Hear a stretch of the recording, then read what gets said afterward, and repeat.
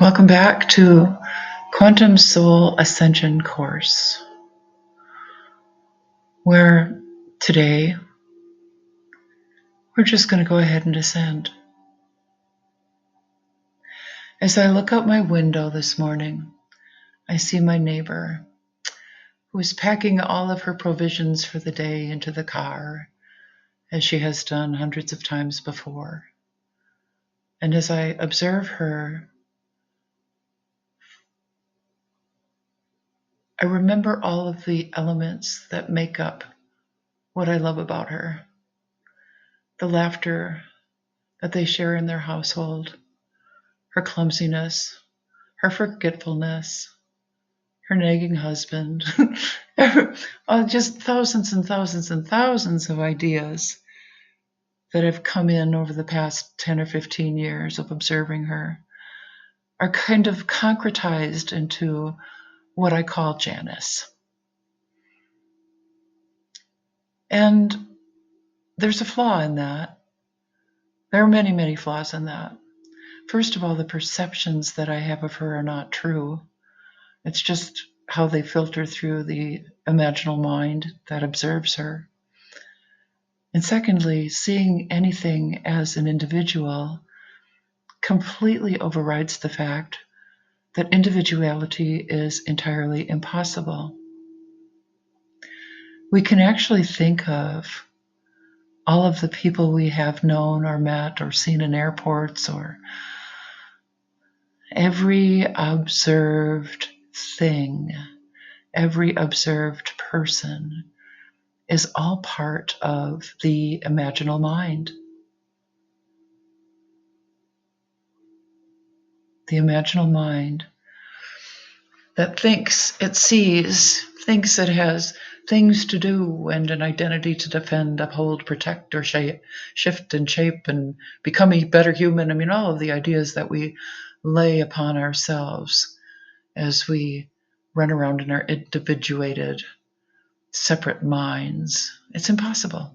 It just doesn't work like that. There are no individuals.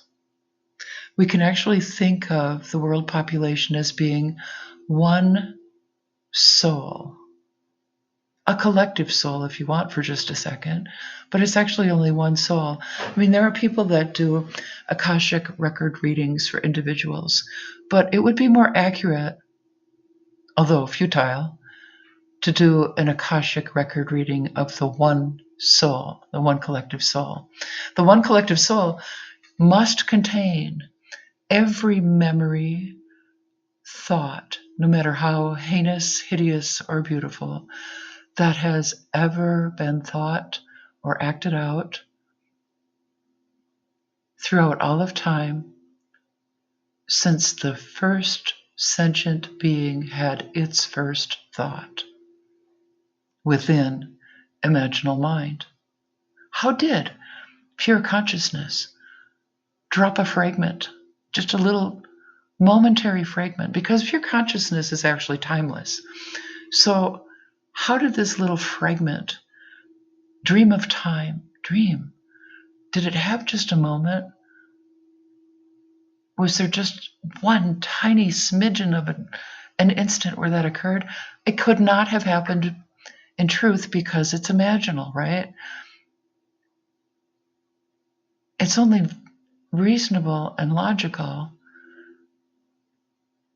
to put together that pure consciousness doesn't dream. So we may never know how that occurred. In fact, it probably didn't. I get so many times I've heard people say, there can't be a God. If there was a God, how would he allow this to happen?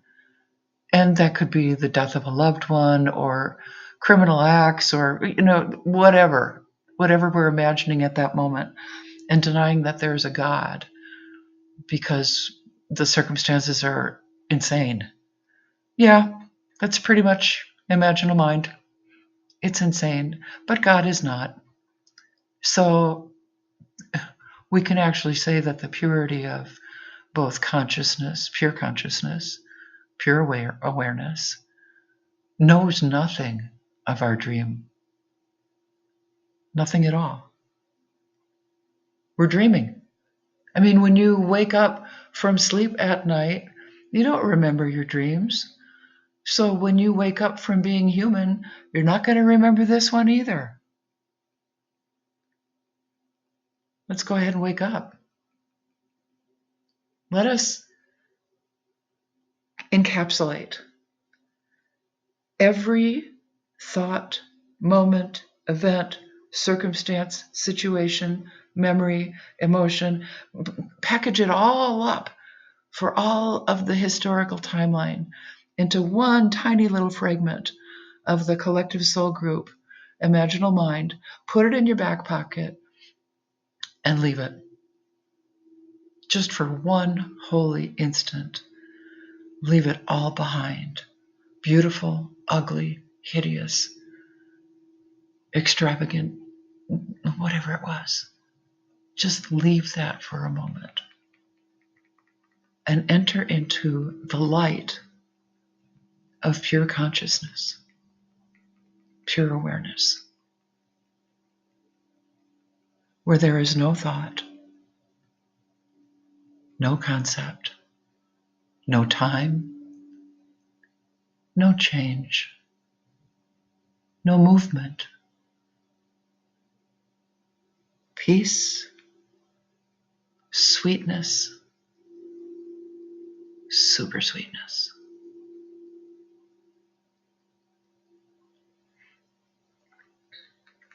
And just for a moment, from pure awareness, look into the physical universe from way up there. See the beauty of the planets, stars, galaxies, all of the different formulations of light and color that make up the physical universe, which is infinitely vast, beyond imagination, absolutely glorious. Seems like that's made of time too, doesn't it? Because planets come and go, solar systems come and go, death and rebirth occur there. So it's probably not real. Anything real is eternal. Truth is true and nothing else is true. Nothing real can be threatened. Herein lies the peace of God. What is real cannot be threatened. What is unreal does not exist. So let's, from way up, way up there, in the light of pure awareness, consider omnipresence as the presence of an omnidimensional universe of light. Omnidimensional. So if you begin at a little place of absolute stillness and expand from stillness into a playful expansion of dimensional non-form of light itself, it has certain characteristics. It doesn't seem to go in any direction, yet because it's expanding, we get really playful with this, and we say that it might have different shapes, different fractal images, many unimaginable experiences of light itself. And if we just go to one place within a fractal, it opens up into omnidimensionality, continuously opening up. Our presence within this light is the omnipresence of God itself, or of Brahman. We can't fathom how vast this is. Yet this is our omnipresence. This is our true and natural state. We completely forgotten about the world. There's nothing else going on but the light. the purity, the sweetness, like a nectar that just keeps sweetening the heart, the one heart of being. If we look at the yin-yang symbol, we see that it appears to be split, even though it's one and will always remain one. The white side of that symbol has a black circle within it. What is that black? Let's say that the light is, in fact, Brahman essence or God essence, and the dark is Brahman God. God is in the light. The light is also in God. The dark, the black. It looks like two, but it really isn't. This is to say that there is an absolute supreme source of light, and that is God Brahman. But what many have called the black is the void. The void is void of light itself. Yet at the heart of this dark brilliance, this ineffable, nearly unspeakable dark brilliance, is the light. This meditation in itself is our, not escape, because you can't escape an illusion. It's an illusion. It's more as though this is the essence, truth of our being. To ascend from imaginal mind with no concern for it whatsoever, because it is a flat out dream and never happened.